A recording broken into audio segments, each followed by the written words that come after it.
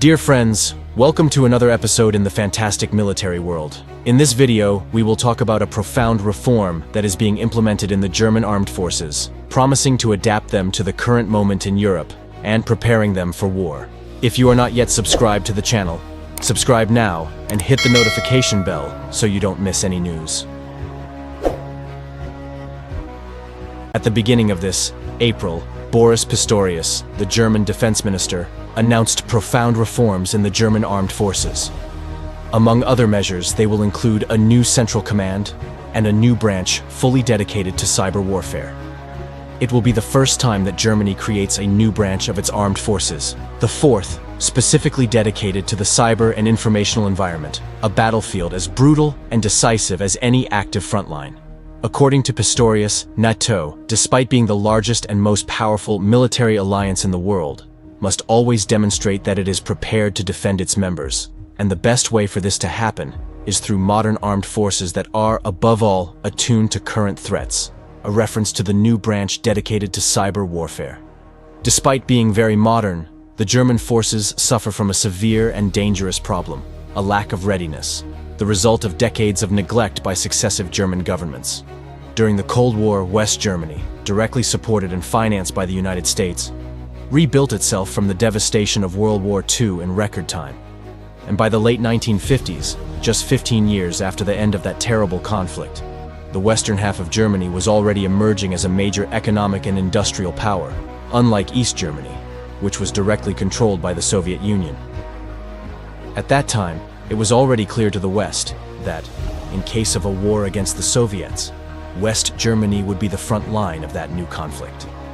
And for that reason, from the late 1950s, the United States began to encourage the Germans to do what they always knew best: weapons, planes, ships, and armored combat vehicles. It was during this time that iconic armored vehicles like the Leopard 1 and submarines like the Class 209 emerged, whose variations and modernizations continue to be produced to this day. Because of its decisive role in case of war, West Germany was, during the Cold War, one of the countries that invested the most in defense, resulting in large, modern armed forces that were, above all, prepared for combat. However, after reunification, and especially after the Soviet collapse in December 1991, the fear of a new war in Europe practically disappeared, leading to a rapid process of disinvestment in defense, a process that intensified in the 21st century during the government of Angela Merkel. Just to give an idea of the level of disinvestment in defense, in 1960, Germany invested almost 5% of its GDP in this sector, but in 2010 this investment was only 1.4% of the GDP, one of the lowest of all NATO. This resulted in a farcical situation, with Germany operating very modern and latest generation weapons, vehicles, aircraft, and ships, but with a terribly low level of readiness. The situation reached such a point that, in 2019, despite the German Air Force operating 141 Eurofighter Typhoon fighters, considered one of the most modern 4++ generation fighters in the world, only about 2 were in immediate flight-ready condition. This meant that, in practice, Germany did not have enough fighter planes to even protect its own airspace. This terrible situation only began to change effectively after the Russian invasion of Ukraine in February 2022.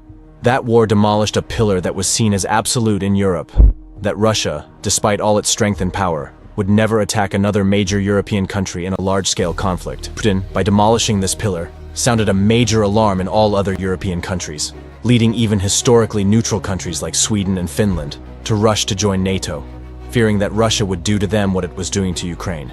And, in the case of NATO member countries, the effect was an authentic reality shock, especially for Germany, which, as I mentioned, despite operating highly modern weapons and equipment, was suffering from a severe readiness problem after years of disinvestment in the sector. The reform announced now in April by Germany, almost 2 years and 2 months after the start of the Russian invasion, is the culmination of everything the Germans have learned from Russia's modus operandi in that war. That is, Germany is reforming and adapting its armed forces to be able, if necessary, to be capable of, alongside its NATO partners, facing Russia on the battlefield, a war that, if it occurs, will also involve the cyber field, an area in which Russian hackers are specialized. Putin's invasion really changed everything in Europe, reigniting a combative spirit and readiness for defense that had not existed since the Cold War. a movement that is bringing back from the past great and powerful military powers. And if you are not yet subscribed to the channel, subscribe and activate the notification bell to not miss any news, criticisms, ideas, or suggestions. You can leave them in the comments.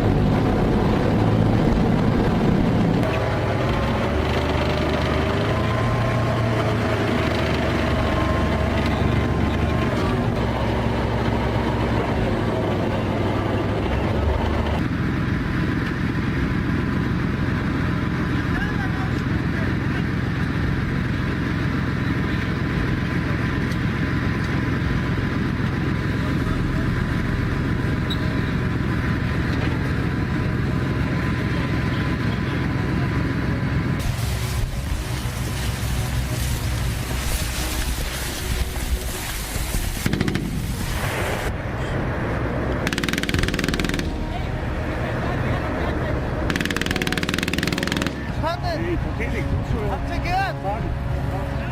Weibliche Schützer und Hetzbezirks in der Nähe vom Bahnhof. Wir verbleiben derzeit.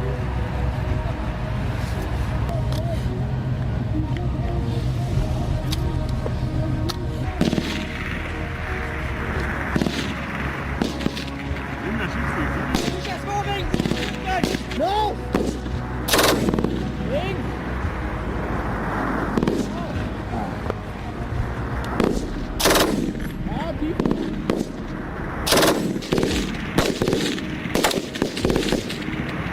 Der 2 auf! Der kommt jetzt in Kürze auf unsere Höhe! Wenn der steht, weicht ihr aus auf Höhe von eurem Panzer! Ja, und führt dann durch den Wechsel der Kampfweise! Wir überwachen!